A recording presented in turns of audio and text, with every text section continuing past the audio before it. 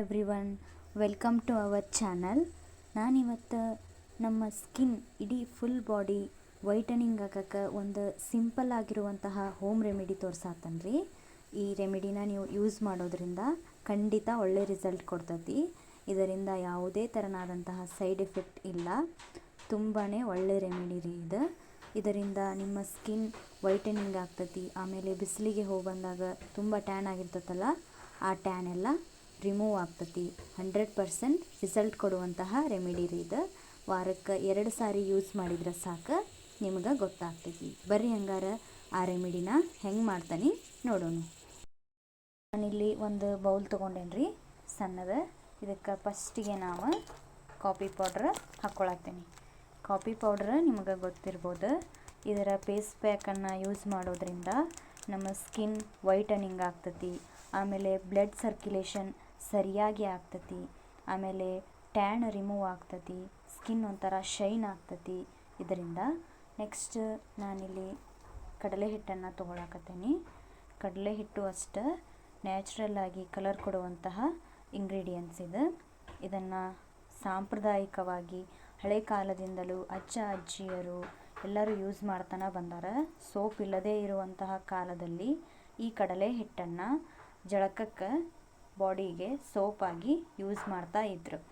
Next ನಾನಿಲ್ಲಿ ಅರಿಶಿನ ಪುಡಿ ಹಾಕ್ಕೊಳಕತ್ತೀನಿ. ಒಂಚೂರು ಅರಿಶಿನ ಪುಡಿ, ಇದು ಕೂಡ ಕಲರ್ ಕೊಡುವಂತಹ ಒಂದು ಬೆಸ್ಟ್ ಇಂಗ್ರೀಡಿಯೆಂಟ್ಸ್.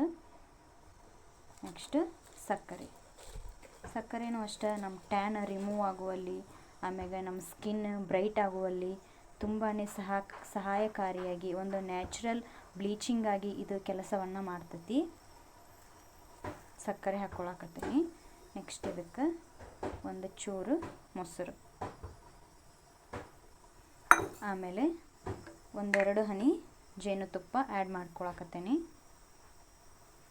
ನೀವು ಇದಕ್ಕೆ ಬೇಕಂದ್ರೆ ಅಕ್ಕಿ ಹಿಟ್ಟನ್ನು ಕೂಡ ಹಾಕೋಬೋದು, ಆಮೇಲೆ ಹೆಸರು ಹಿಟ್ಟು ಹಾಕೋಬೋದು. ಆಮೇಲೆ ನಿಮ್ಮ ಸ್ಕಿನ್ಗೆ ಟೊಮೊಟೊ ಜ್ಯೂಸ್ ಆಗಿ ಬರ್ತೈತಂದ್ರೆ ಅದನ್ನು ಕೂಡ ಇದಕ್ಕೆ ಆ್ಯಡ್ ಮಾಡ್ಕೋಬೋದು. ನಾನಿಲ್ಲಿ ನಿಂಬೆ ರಸ ಹಾಕ್ಕೊಳಕತ್ತೇನೆ. ಎಲ್ಲ ಸೇರಿಸಿದ್ಮೇಲೆ ಇದನ್ನು ಈ ರೀತಿ ನೀವು ಚೆನ್ನಾಗಿ ಮಿಕ್ಸ್ ಮಾಡ್ಕೋಬೇಕು. ಇದನ್ನು ನೀವು ಫೇಸ್ಗೂ ಕೂಡ ಅಪ್ಲೈ ಮಾಡ್ಕೋಬೋದು. ಆದರೆ ತುಂಬ ಸೆನ್ಸಿಟಿವ್ ಸ್ಕಿನ್ ಇರ್ತೈತಲ್ಲ ಅಂಥವ್ರು ಒಂದೊಂದು ಇಂಗ್ರೀಡಿಯೆಂಟ್ಸನ್ನು ಇದರೊಳಗೆ ಸ್ಕಿಪ್ ಮಾಡಬೇಕಾಗ್ತತಿ. ಮೊಸರಾಗಿರ್ಬೋದು, ಆಮೇಲೆ ಒಬ್ಬೊಬ್ಬರಿಗೆ ನಿಂಬೆ ರಸ ಹಾಕೋದ್ರಿಂದ ಕೂಡ ಮೊಡವೆ ಬರ್ತಿರ್ತಾವೆ. ಅದನ್ನು ಆಮೇಲೆ ಸ್ವಲ್ಪ ಆಯಿಲ್ ಕಂಟೆಂಟ್ ಇರುವಂತಹ ಪದಾರ್ಥಗಳನ್ನು ಸ್ಕಿಪ್ ಮಾಡಿ, ಬೇಕಿದ್ರೆ ನೀವು ಇದರಲ್ಲಿ ಅಕ್ಕಿ ಹಿಟ್ಟು, ಕಾಫಿ ಪೌಡರ್, ಆಮೇಲೆ ಅರಿಶಿನ ಪುಡಿ ಕೇವಲ 3 ಇಂಗ್ರೀಡಿಯೆಂಟ್ಸ್ ಬಳಸಿ ನಿಮ್ಮ ಫೇಸ್ಗೆ ಬೇಕಾದ್ರೆ ಇದನ್ನು ಅಪ್ಲೈ ಮಾಡ್ಕೋಬೋದು. ಅದರ ಫುಲ್ ಬಾಡಿಗೆ ನಾನು ಹೇಳಿರುವಂತಹ ಎಲ್ಲದನ್ನು ಕೂಡ ನೀವು ಹಾಕಬೇಕು. ಅಂದ್ರಷ್ಟೇ ಇದು ಸ್ಕಿನ್ ಬ್ರೈಟನಿಂಗ್ ಆಗಿ ವೈಟ್ ಆಗಕ್ಕೆ ಹೆಲ್ಪ್ ಮಾಡ್ತತಿ. ಬರ್ರಿ ಹಂಗಾರ ಇದನ್ನೀಗ ಹೆಂಗೆ ಅಪ್ಲೈ ಮಾಡೋದು ತೋರಿಸ್ತಾನೆ ನೋಡ್ರಿ. ನಾನೀಗ ಇದನ್ನು ನನ್ನ ಕೈಗೆ ಅಪ್ಲೈ ಮಾಡಿ ತೋರ್ಸಾತಾನೆ ನಿಮ್ಗೆ. ಈ ರೀತಿಯಾಗಿ ನೀವು ನಿಮ್ಮ ಫುಲ್ ಬಾಡಿಗೆ ಇದನ್ನು ಅಪ್ಲೈ ಮಾಡ್ಬೋದು. ನೀವು ಇದನ್ನು ವಾರದಲ್ಲಿ 2 ಸಲ ಈ ರೆಮಿಡಿನ ಟ್ರೈ ಮಾಡಿ ನೋಡ್ರಿ, ನಿಮ್ಗೆ ಗೊತ್ತಾಗ್ತೈತಿ ರಿಸಲ್ಟ್.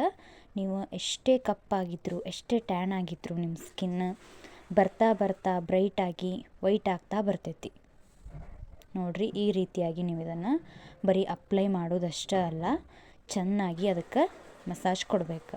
ನೀವು ಯಾವುದೇ ಫೇಸ್ ಪ್ಯಾಕ್ ಹಾಕೋರಿ, ಬಾಡಿಗೆ ಹಾಕ್ರಿ ಕ್ರೀಮ್, ಅದಕ್ಕೆ ನೀವು ಅಪ್ಲೈ ಮಾಡೋದು ಇಂಪಾರ್ಟೆಂಟ್ ಎಷ್ಟೋ ಅಷ್ಟೇ ಅದನ್ನು ಚೆನ್ನಾಗಿ ಒತ್ತು ಕೊಟ್ಟು ಮಸಾಜ್ ಮಾಡಬೇಕು. ಎಲ್ಲೆಲ್ಲಿ ಟ್ಯಾನ್ ಜಾಸ್ತಿ ಐತಲ್ಲ ಆ ಪಾರ್ಟ್ ಒಳಗೆ ಇದನ್ನು ಅಪ್ಲೈ ಮಾಡಿ ಚೆನ್ನಾಗಿ ಮಸಾಜ್ ಕೊಡಬೇಕು.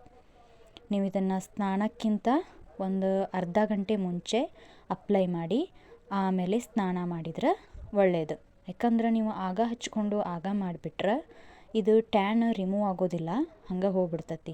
ಇದು ಟ್ಯಾನ್ ಎಲ್ಲ ಜಕ್ಕೋಬೇಕಲ್ಲ, ಹಿಡ್ಕೋಬೇಕು. ನಮ್ಮ ಚರ್ಮಕ್ಕೆ ಇದು ಪ್ಯಾಕ್ ಹೊಂದ್ಕೋಬೇಕಂದ್ರೆ ಒಂದು ಅರ್ಧ ಗಂಟೆ ಆದರೂ ಬೇಕು. ಅರ್ಧ ಗಂಟೆ ಆಗೋದಿಲ್ಲ ಅಂತಂದ್ರೆ 15 to 20 ಮಿನಿಟ್ಸ್ ಆದರೂ ನೀವು ಇದನ್ನು ಬಿಡಲೇಬೇಕು ನೋಡಿರಿ. ಹಿಂಗೆ ನಿಮ್ಮ ಫುಲ್ ಬಾಡಿಗೆ ಇದನ್ನು ಈ ಥರ ನೀವು ಅಪ್ಲೈ ಮಾಡಬೇಕು.